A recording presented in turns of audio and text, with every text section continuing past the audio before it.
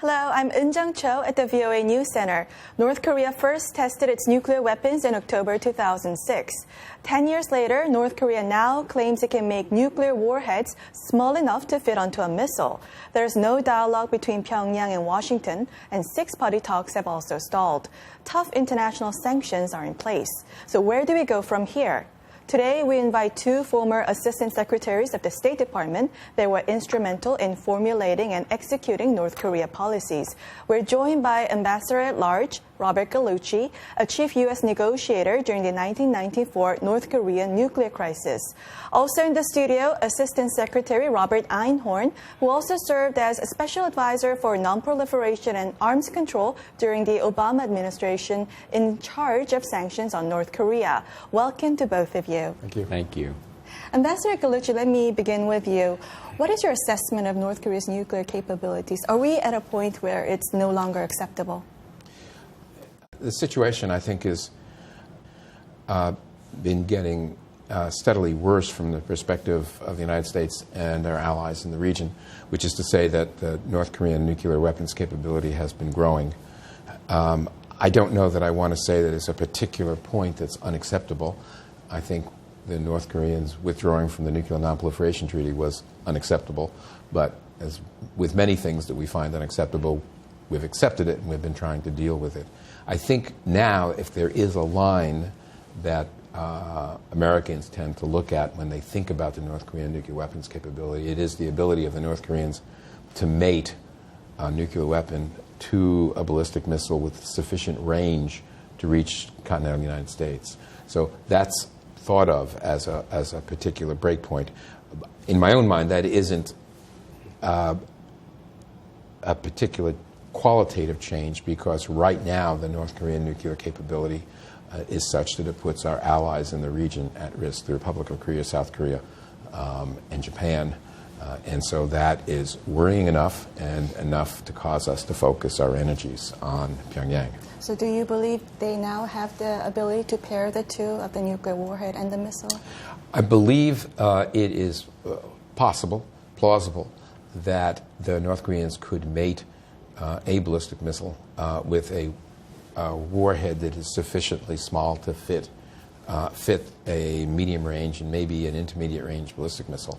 I don't believe the North Koreans yet have an intercontinental ballistic missile with range and accuracy and confidence in reentry, et cetera, and all the other things a country looks for in a ballistic missile. So I don't think the missile is ready, and I really don't know about whether even after 5 tests the North has the kind of warhead that would survive reentry, et cetera, and fit the missile. But the precision in terms of answering your question is less important than the trend, and the trend goes directly to North Koreans getting this capability within the next 5 years, unless, of course, they can be dissuaded from following that course. Mm-hmm. And Assistant Secretary Einhorn, what is your assessment of North Korean nuclear capabilities? Well, I agree with Bob.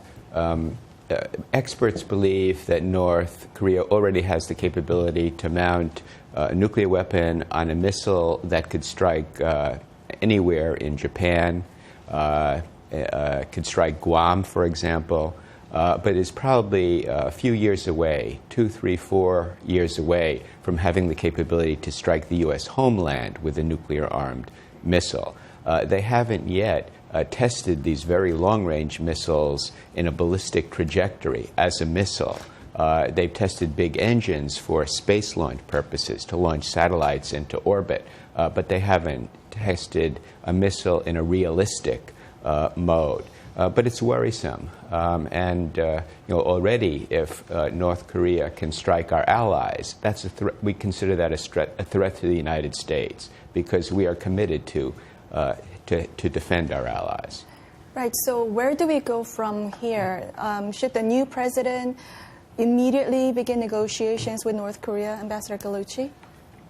The short answer to that question is I don't think so. I think a new president will want to assess the situation.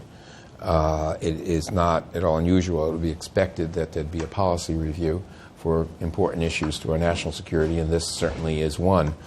So the word immediately I am shrinking from. However, I think that once the new administration looks at the situation, dealing with it as soon as possible would be appropriate.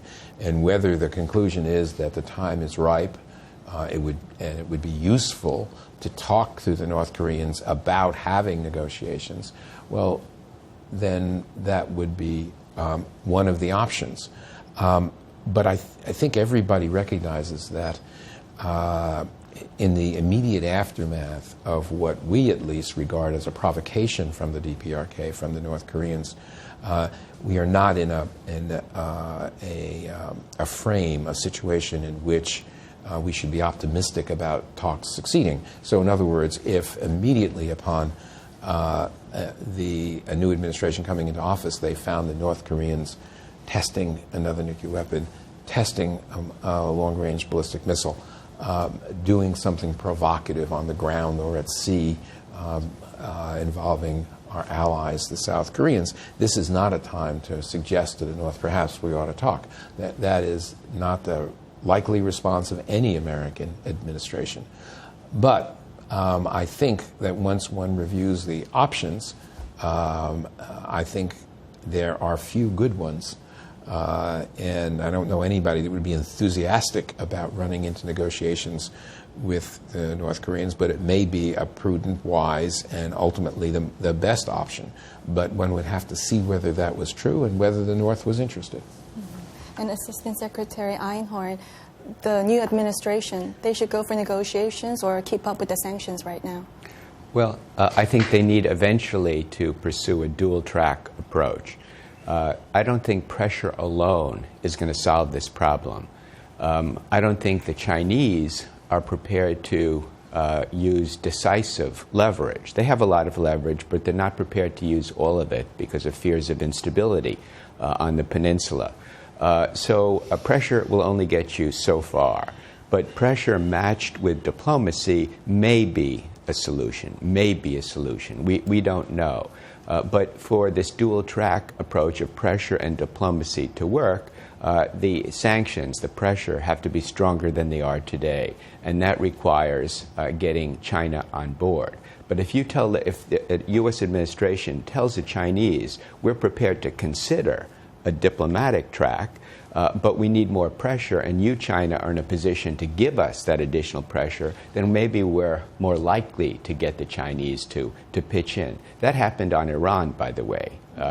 The Chinese wanted a diplomatic solution to Iran, but were persuaded by us and by the others that they had to heighten sanctions against Iran to allow negotiations to succeed. Mm-hmm. And Assistant Secretary, you were in charge of sanctioning North Korea until very recently, about 3 years ago. What is your response to the criticism from the Congress that the administration didn't go after China on secondary sanctions yet? Do you think there's more action needed to be done? I think we need to send a signal to the Chinese that they have to get tougher on North Korea. Clearly, most of the trade with North Korea goes through China. A lot of the sensitive transactions go through China. I think it was valuable for the Justice Department to talk about indicting, this big Chinese firm. It's positive that the Chinese said that they're launching their own investigation of that firm. Yes, and so yes, I think we have to send a signal to China that it needs to clamp down on North Korean brokers who are operating in China. They need to prevent Chinese entities, Chinese banks from facilitating sensitive transactions with North Korea. So much more can be done, and obviously we want Chinese cooperation. So we can't launch a frontal, economic attack on China. But they need to be more helpful, and we need to send signals that we're serious. Mm-hmm. And Ambassador Gallucci, what is your take on U.S. seeking more cooperation from China? I would associate myself with Bob's comments about China. I think the instinct of many Americans is to say that, look, this is in China's backyard. North Korea's contiguous border, shares a border with China. China should take care of this. But as Bob said a few minutes ago, the Chinese share some interest with us, which is making sure that there isn't a war in Northeast Asia. But their interests are not congruent with ours or our allies.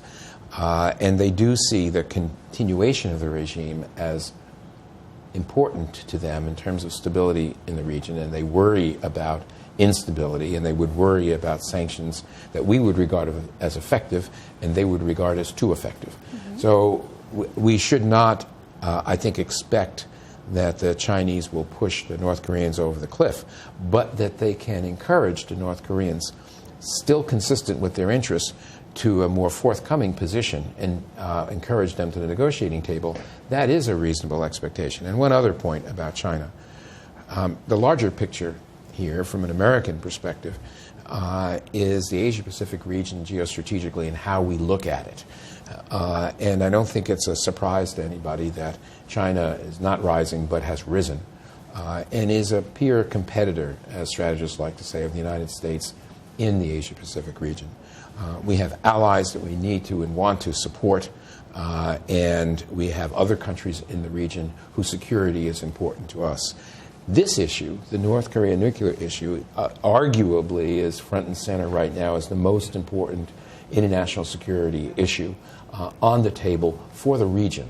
It is not, in my view, a particularly prudent approach for the United States to seek to subcontract that issue to Beijing. Mm-hmm. This is something in which we should take a central role. We are the essential player from a North Korean perspective. They worry about their own security. There are things which only the South Koreans can give to the North Koreans, and there are things only the Americans can give to the North Koreans.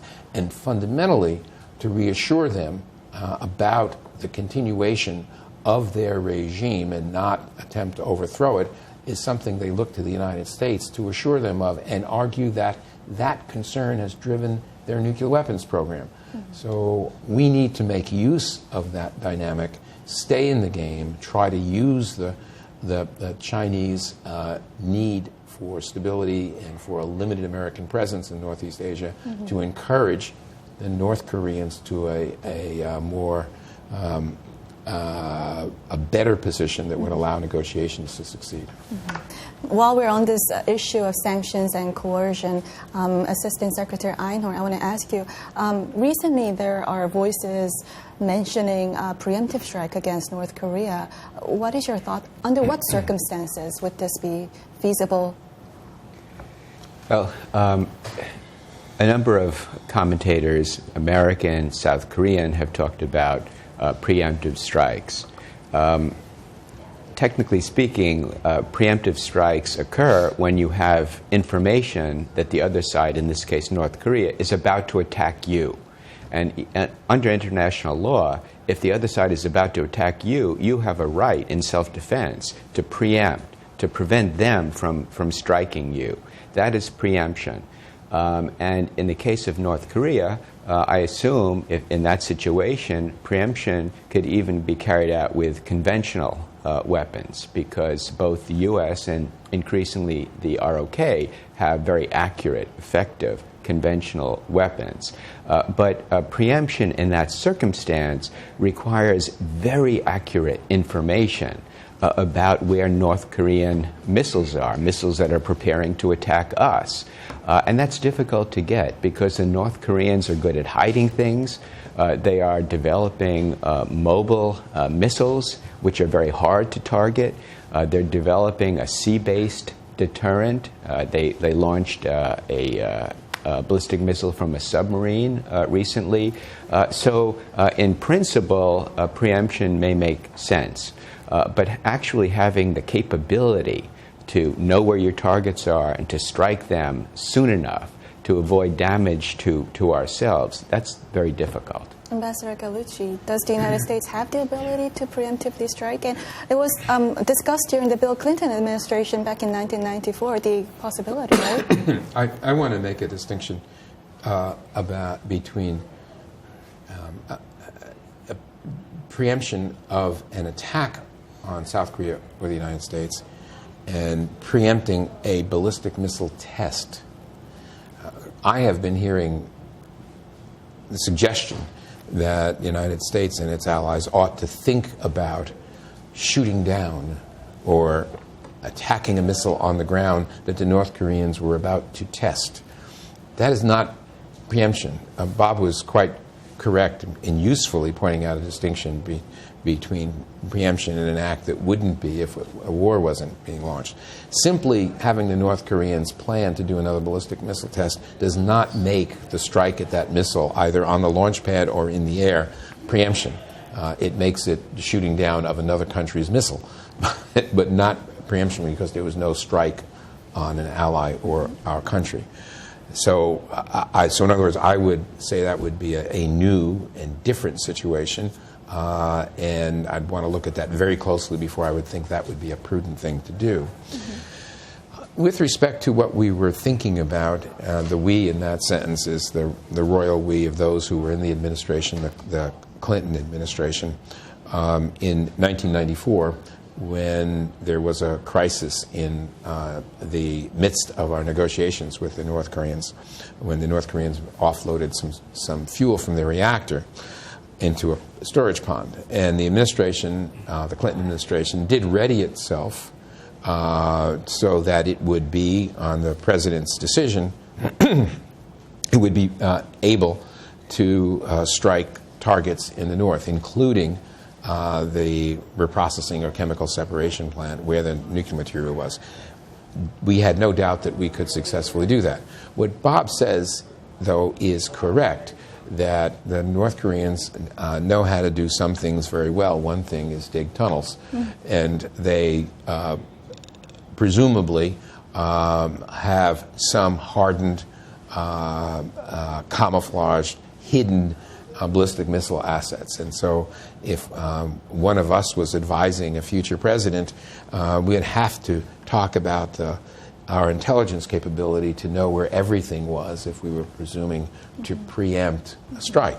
There's no doubt, in my mind at least, that if we really believed the North was about to attack one of our allies or the United States, that we would do everything, including preempt that strike if we could. And I think it's plausible that we could do very serious damage to the North's ballistic missile capability and nuclear capability. Whether one would want to promise a president that every single missile would be hit would be another matter. Well, I'm afraid we're running out of time, but I must ask you this question. How much should the new administration prioritize North Korean issue over other competing global issues, Ambassador Einhorn? There are many priorities that will be facing a new administration, but I think because of recent events, the acceleration of North Korea's nuclear and missile programs, concerns of our allies, this has to be put near the top of our national security agenda. Every administration has all kinds of demands placed on it, but I think the North Korean issue really deserves a very high priority. Top as in, can we give rankings to the North Korean issue more clearly? Well, it's difficult to rank order them, but I would put this at the very top, near the very top, if not at the very top, of our regional security concerns. I see. Ambassador Gallucci. It's very hard with what's happening in Syria not to think that there's an urgency to that, which, as important as this is, and one could easily argue that North Korea is more important over the long term, the Syrian case is more pressing, I think, on a new administration. But for me, there's an issue that I will try to quickly address, and that is our concern, America's concern, that North Korea would ever transfer either nuclear material, facilities, or technology that's relevant to the manufacture of nuclear weapons, and that transfer allow that material or technology to get in the hands of terrorists so that we, the United States, would be the victim of a nuclear terrorist attack. That scenario makes this issue, for me, jump to the top of the queue. That we have to make sure that what happened 10 years ago with the North Korean transfer of a plutonium separation plant, a facility that would, a plutonium production reactor, a facility that would produce plutonium in its spent fuel, anything like that never happens again. And I believe that concern and the nuclear terrorism concern is the primary interest of the United States when you list what's at the top of the list and what's of most concern to us. So that brings the North Korea case front and center for us. Well, I'm afraid that's all the time we have for today. Ambassador Gallucci, thank you for joining us. Thank you. Assistant Secretary Einhorn, thank you for joining us. Thank you. This was a panel discussion on how to deal with the North Korean nuclear threat now 10 years after its first test.